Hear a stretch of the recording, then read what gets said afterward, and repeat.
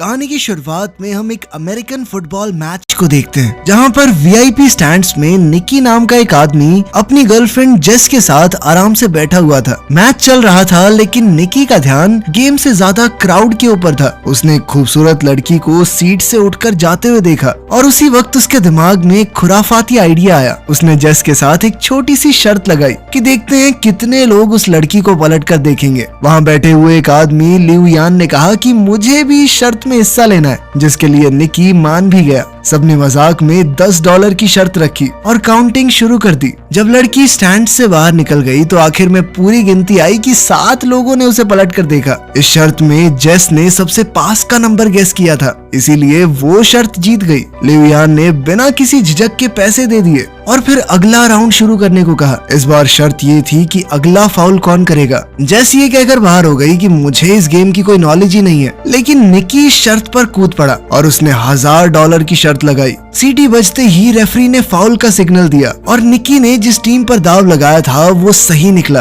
उसने शर्त जीती और पैसे अपनी पॉकेट में डाल लिए। लिऊ यान शर्त हारने के बाद भी और ज्यादा एक्साइटेड हो गया। उसने कहा कि अब की बार $5000 की शर्त लगाते हैं। इस बार का सवाल ये था कि अब की बार वो बॉल को पास करेंगे या उसे लेकर दौड़ेंगे। निकी 5000 का दाव खेलने में थोड़ा हिचकिचा रहा था, लेकिन आखिरकार वो मान ही गया। लिऊ यान ने गेस किया कि वो भागेंगे और निकी ने कहा कि पास करेंगे, और सीटी बजते ही प्लेयर ने सच में बॉल लेकर दौड़ लगा दी, जिस वजह से निकी अब $5000 हार गया। अब निकी ने डिसाइड किया कि कोई बात नहीं, 5000 हार गए, अब बंद करते हैं, और उसने जेस से कॉफी पीने चलने को कहा। लेकिन लिऊ यान ने जिद पकड़ ली। उसने कहा कि तुम वीआईपी लाउंज में बैठे हो, पैसा तो है तुम्हारे पास, $5000 से क्या होता है, एक और बाजी खेलो, इस बार $10,000 की। और आखिरकार निकी मान ही गया। और अब सवाल था कि ये प्लेयर अगला पास सही तरीके से कामयाब कर पाएगा या नहीं। निकी ने प्रेडिक्ट किया कि हाँ, पास दे देगा ये, लेकिन दूसरी टीम ने पास को बीच में ही रोक लिया। अब निकी $15,000 हार चुका था। पैसे निकालते हुए निकी थोड़ा परेशान हुआ।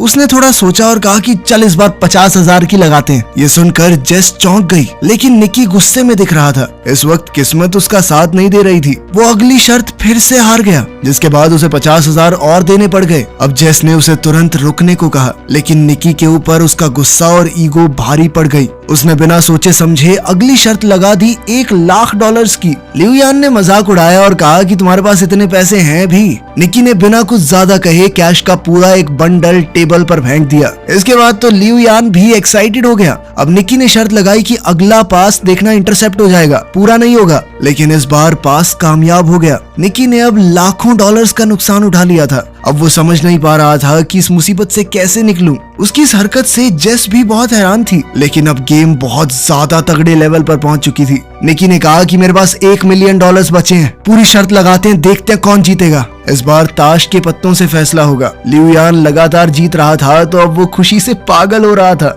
उसने निकी को एक ATM मशीन की तरह देखना शुरू कर दिया। लिऊ यान ने अपना पत्ता निकाला, जो थी 5 की पंजी। निक को अब बस 5 से बड़ा पत्ता निकालना था। जीतने का चांस काफी ज्यादा था। निक ने पत्ता उठाया और बहुत ही कॉन्फिडेंस से पलटा, लेकिन उसकी तो तिग्गी निकली, तिग्गी। ये देखकर तो जेस तुरंत ही कुर्सी से नीचे गिर गई। निकी ने जब गेम स्टार्ट की थी तो सिर्फ $4000 लगाने का मूड था, लेकिन अब तक वो $1 मिलियन से ज्यादा हार चुका था, यानी लगभग 9 करोड़ रुपए के करीब। इस शर्मनाक हार के बाद उसके पास कहने को कुछ नहीं बचा था, तो उसने चुपचाप जेस का हाथ पकड़ा और उसे बाहर ले जाने लगा। उसका मन बहुत दुखी था, लेकिन लिऊ यान अभी भी उसे और चिढ़ाने लगा। उसने कहा कि यही होता है बेटे, उस्ताद के साथ खेलने का नतीजा। निकी ने रुककर एक और शर्त लगाई $2 मिलियन की। अब आइडिया थोड़ा नया था। निकी ने चैलेंज दिया कि लिऊ यान किसी भी रैंडम प्लेयर को दूरबीन से चुन सकता है, और अगर निकी ने उसका जर्सी नंबर सही से गेस कर लिया तो जीत उसकी। लिऊ यान इस बात से थोड़ा कंफ्यूज हो गया। उसने कहा कि ये तो भाई दिमाग पड़ने वाली बात हो गई। उसे लग रहा था मानो निकी अपने पैर पर खुद कुल्हाड़ी मार रहा है। उसे थोड़ा शक भी था कि कहीं निकी कुछ चीटिंग तो नहीं कर रहा। उसके शक को दूर करने के लिए निकी ने कहा कि चल मैं गेस भी नहीं करता, इस बार जेस करेगी गेस। जेस ने गुस्से से निकी को देखा। उसे समझ नहीं आ रहा था कि आखिर ये चल क्या रहा है? क्या चांस है कि इतने लोगों में मैं जिसका जर्सी नंबर बोलूंगी वही होगा? ये कहकर वो वहाँ से जाने लगी, लेकिन लिऊ यान के सिक्योरिटी गार्ड ने उसे जाने से रोक लिया और उनके बीच छोटी सी झड़प हो गई। जेस ने खुद को थोड़ा शांत किया। निकी ने उससे कहा कि बस ग्राउंड में नजर घुमाओ और जो नंबर तुम्हें अपना सा लगे वो बोल दो। लिऊ यान ने दूरबीन उठाई और एक प्लेयर को चुना, जिसके बाद जेस ने दूरबीन ली और पूरी फील्ड को स्कैन किया। हर तरफ उसे जर्सी नंबर ही दिख रहे थे। कैसे गैस करे? तभी उसकी नजर एक जाने पहचाने चेहरे पर पड़ी और उसे निकी की बात याद आई कि जो नंबर तुम्हें अपना सा लगे उसे चुन लेना। वहाँ उनका दोस्त फरहाद 55 नंबर की जर्सी पहने हुए था। जेस को समझ आ गया कि ये सब निकी के प्लान का एक हिस्सा था। उसने कहा नंबर 55 और वो एकदम सही जवाब था। उसके जवाब से लिऊ यान दंग रह गया। जेस भी कुछ पलों के लिए सोच में पड़ गई कि निकी को पहले से कैसे मालूम था कि लिऊ यान उसी नंबर को सिलेक्ट करेगा, लेकिन इस वक्त ये सब जरूरी नहीं था। वो शर्त को जीत चुके थे। दोनों ने $1 मिलियन का प्रॉफिट किया और सारा हारा हुआ पैसा भी वापस मिल गया। 2 बड़े कैश से भरे हुए बैग लेकर वो स्टेडियम से बाहर निकल गए। कार में निकी ने जेस को बताया कि ये सब कुछ उनके प्लान का हिस्सा था। वो लिऊ यान को काफी समय से ट्रैक कर रहे थे। दरअसल लिऊ यान हाई सोसाइटी में अपनी जुआ खेलने की बुरी आदत के लिए मशहूर था। उसके सामने कोई कुछ भी शर्त लगाए वो कूद पड़ता था। निकी की टीम ने ये पूरा प्लान बनाया था। जैसे ही लिऊ यान ने अपने होटल रूम से बाहर कदम रखा, उसके सबकॉन्शियस माइंड में नंबर 55 डाला गया। सिक्योरिटी गार्ड के लेबल पिन में भी 55 लिखा था। स्टेडियम के रास्ते में साइन बोर्ड्स पर भी वही नंबर था और उन्होंने उसे सिर्फ ये नंबर दिखाया नहीं बल्कि सुनाया भी। मैच देखने आते वक्त उन्होंने लिऊ यान की गाड़ी में एक गाना चलवाया था, जिससे उसे बार बार 55 नंबर का हिंट मिले। उस गाने में 124 बार 55 जैसी आवाज निकल रही थी, जिस वजह से लिऊ यान का दिमाग बार बार उस नंबर की तरफ खिंचा जा रहा था। साथ ही उसे फरहाद की एक फोटो भी दिखाई गई थी, जिससे वो एक विजुअल मेमोरी बन गई। जब वो दूरबीन से देख रहा था तो उसका दिमाग नेचुरली नंबर 55 की तरफ गया और जेस ने फरहाद को देखते ही 55 कह दिया। जेस को पहले से कुछ भी इसलिए नहीं बताया गया था ताकि इस पूरी गेम के दौरान उसके एक्सप्रेशन बिल्कुल असली रहे, ताकि किसी को भी उन पर शक न हो। ये सब सुनकर तो जेस निकी से पूरी तरह इम्प्रेस हो गई। इसके बाद कहानी कुछ दिन पहले जाती है। कुछ दिन पहले की ही बात है। निकी एक कमरे में बेड पर था और उसके सर पर एक आदमी ने बंदूक तान रखी थी। उसके पास में ही जेस बैठी थी, जिसे वो बस कुछ ही दिन पहले मिला था। ये साफ दिख रहा था कि निकी को किसी ने अपने जाल में फंसा रखा है, लेकिन उसके चेहरे पर डर का नामो निशान नहीं था। उसने सीधा कह दिया कि मेरे पास एक भी पैसा नहीं है, अगर गोली चलानी है तो चला लो। गन वाले आदमी ने उसके रिएक्शंस को समझा और तुरंत पहचान गया कि ये आदमी खिलाड़ी है, हमसे बड़ा ठग है ये, और उसका अंदाजा बिल्कुल सही था। निक एक बेहतरीन ठग है जो कि छोटी मोटी चोरियां करता है, वो भी बहुत सफाई से। जेस ही उसे फंसाकर इस कमरे में लाई थी, तो उसने जेस के अंदर एक नेचुरल टैलेंट देखा। जेस उस वक्त तक कुछ नहीं समझ पाई थी। खैर जब वो बंदूक वाला आदमी चला गया तब निकी ने जेस से कहा कि तुम्हारे पास एक गिफ्ट है और अगर तुमने लोगों को ठगने की अपनी इस ताकत को अच्छे से तराश लिया तो सारी जिंदगी बैठ के खा सकती हो। निकी ने कहा कि हमारा तो पारिवारिक धंधा ही है, मेरा बाप उसका बाप सब ठग थे, वो पुश्तैनी ठग है। हर ट्रिक हर एक चाल उसके लिए एक गेम थी। जेस ने बिना समय गवाए थोड़े पैसे निकाले और कहा कि मैं आपसे सीखना चाहती हूँ। निकी ने भी समय बर्बाद करना जरूरी नहीं समझा। बाहर जाते वक्त भी निकी ने जेस की एक अंगूठी चुरा ली थी और उसे पता तक नहीं चला था। जब तक जेस समझ पाती कि हुआ क्या है तब तक उसकी घड़ी भी गायब हो चुकी थी और जब उसने हैंडबैग में घड़ी रखी तो निकी उसका वॉलेट निकाल चुका था। इन सारे कारनामों के बाद निकी ने कहा कि हाथ की सफाई, टाइमिंग और थोड़ा सा स्टाइल, बस यही चाहिए इस काम में। उस दिन निकी ने उसे गुड बाय के अलावा कुछ और नहीं कहा।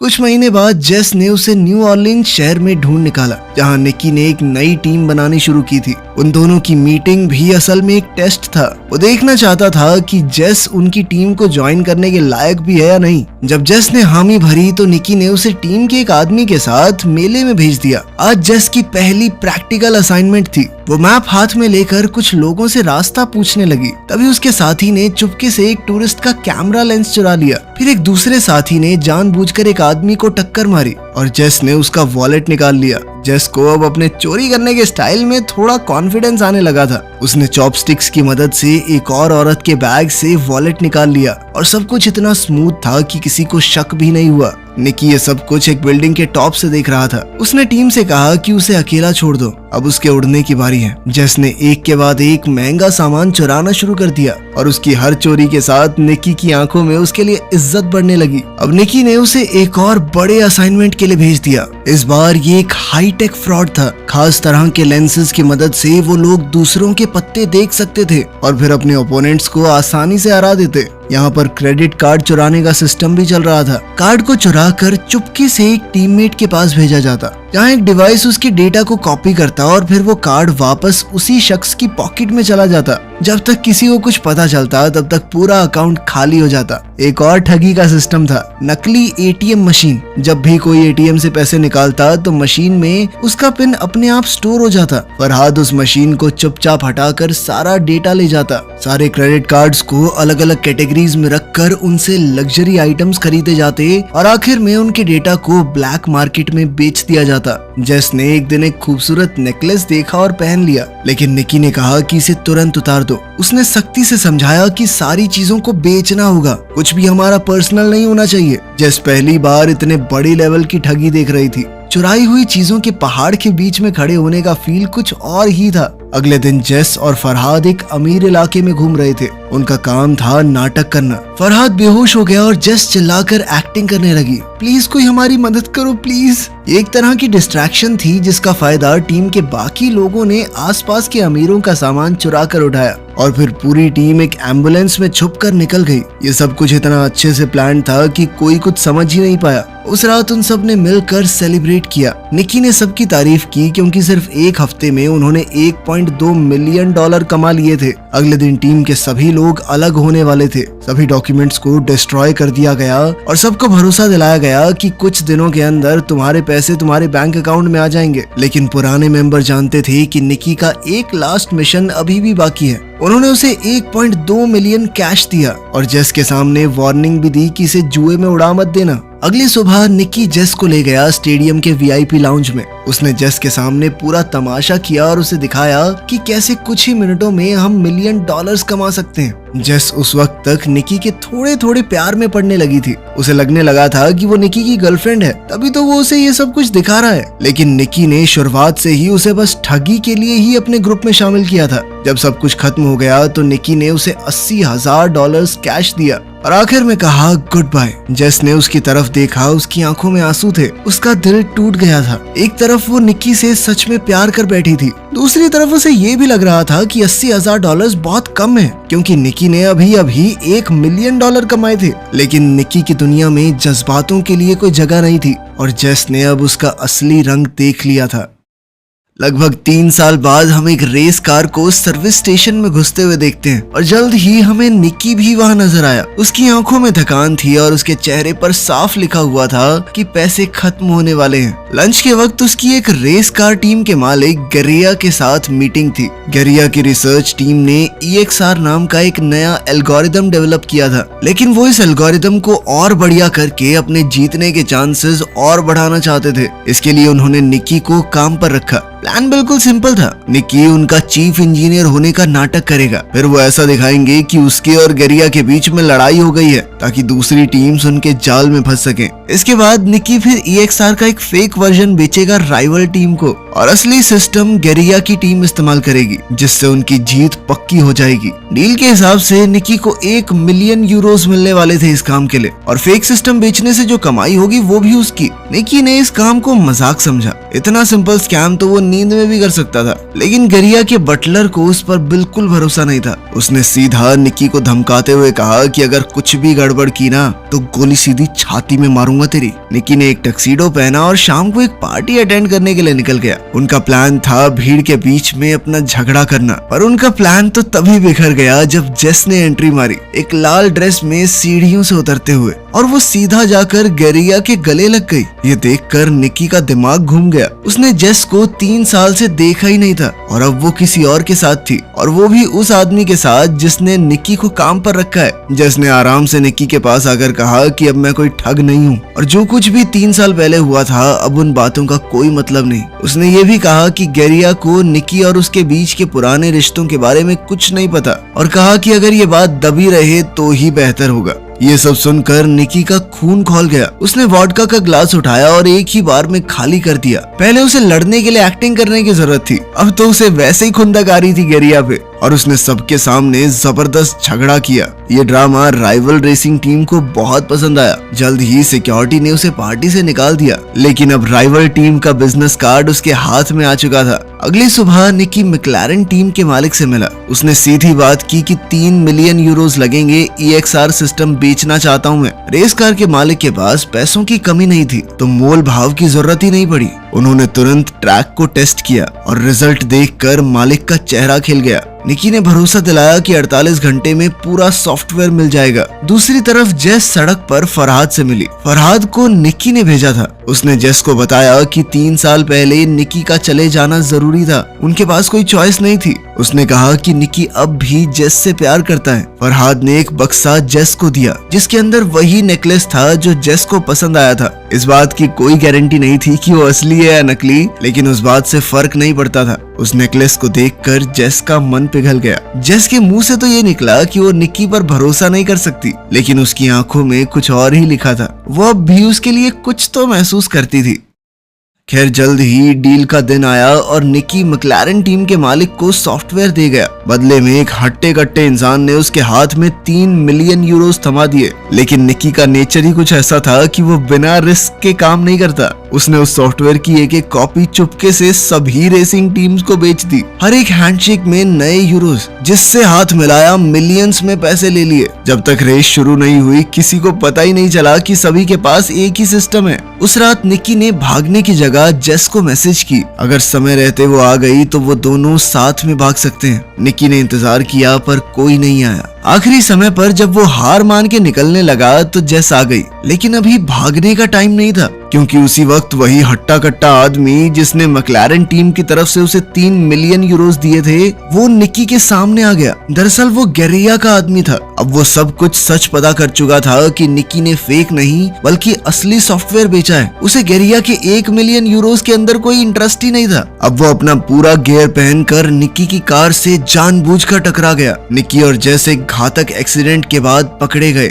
उन दोनों को बांधने के बाद सारा कैश गेरिया के सामने रख दिया गया। निकी की इस हरकत से गेरिया बहुत गुस्से में था। उसने इस प्रोग्राम को बनाने में 40 मिलियन यूरोज लगाए थे और अब सारे के सारे बर्बाद हो चुके थे। सबसे बड़ी बात तो ये थी कि गेरिया समझ ही नहीं पाया कि निकी ने असली सॉफ्टवेयर कैसे चुरा लिया। जब निकी ने कुछ नहीं बताया तो गेरिया ने जेस का नाक दबा दिया, जिसके बाद उसकी सांसें रुकने लगी और निकी ये देखकर टूट गया। उसने सब कुछ बताया कि उसने जेस का अपने लिए पुराना प्यार जगाकर उसे एक नेकलेस पहना दिया जिसके अंदर एक खास चिप लगी हुई थी। जैसे ही गेरिया ने वो सॉफ्टवेयर खोला उस नेकलेस के जरिए निकी ने उसका पासवर्ड और डेटा चुरा लिया। ये सुनकर तो जेस का दिल टूट गया। उसकी आंखों से आंसू बहने लगे, पर गेरिया और उसके लोग हंसने लगे। उन्हें कहानी तो अच्छी लगी लेकिन उन्हें निकी की बात पर भरोसा नहीं हुआ। गेरिया ने बताया कि जेस उसकी कोई गर्लफ्रेंड नहीं थी। मैं जानता हूँ ये पैसों के लिए मेरे साथ थी। उधर जेस ने भी कबूल किया कि वो सिर्फ उसकी महंगी घड़ियों की कलेक्शन चुराना चाहती थी। निकी इस बात से हैरान था कि जेस ने उसे जलाने के लिए गेरिया के साथ प्यार में होने का नाटक किया था। अब दोनों ही पकड़े गए थे। गेरिया ने ज्यादा वक्त नहीं लिया। उसने बुचर से पूछा कि निकी ने सॉफ्टवेयर कैसे चुराया। जैसे ही निकी बोलने लगा बुचर ने गोली चला दी। वो गोली सीधी निकी के सीने में घुस गई। गेरिया का चेहरा सफेद पड़ गया। उसने घबराकर बुचर से कहा कि पैसा वापस कमाया जा सकता है, लेकिन अगर मर्डर के चक्कर में अंदर हो गया ना मैं तो जिंदगी खत्म। उसने बुचर को तुरंत निकाल दिया और वेयरहाउस से भाग गया। जेस बहुत ज्यादा रो रही थी लेकिन बुचर ने कहा कि डरने की जरूरत नहीं है। वो असलियत में निकी का ही आदमी था और सच कहूँ तो उसका बाप हूँ मैं, असली बाप। उसने गोली जानबूझकर दिल के साइड में चलाई थी। उसने टेप से जख्म को सील किया, सुई से खून निकाला और उसकी छाती में एयर प्रेशर को स्टेबलाइज किया। अचानक निकी ने फिर से अपनी आंखें खोल दी। वो अब भी जिंदा था। ये एक्ट थोड़ा पागलपन से भरा हुआ था लेकिन काम तो कर गया। पैसों का ढेर उनके पीछे पड़ा था और वो तीनों वहाँ से निकल गए। निकी दरअसल एक अनाथ था और उसे इसी बटलर ने पाला था। उसने ही निकी को ये सारी चोरी चकारी की स्किल्स सिखाई थी। रूल था कि कभी इमोशनल मत होना, लेकिन अब निकी सच में जेस से प्यार करने लगा था। बटलर ने दोनों को एक सड़क किनारे छोड़ा और सारे पैसे लेकर चला गया। निकी के हाथ कुछ भी नहीं आया, लेकिन हॉस्पिटल जाते हुए निकी ने गाड़ी में देखा कि गरिया की 2 लाख यूरोस की घड़ी जेस के हाथ में थी। दोनों ने एक दूसरे को देखा और मुस्कुरा दिए। इस चालबाजी और हाथ की सफाई के साथ वो दुनिया के किसी भी कोने में भूखे तो नहीं मरेंगे। वीडियो पसंद आई तो लाइक कर देना, चैनल को सब्सक्राइब कर लेना। मिलते हैं अगली वीडियो में।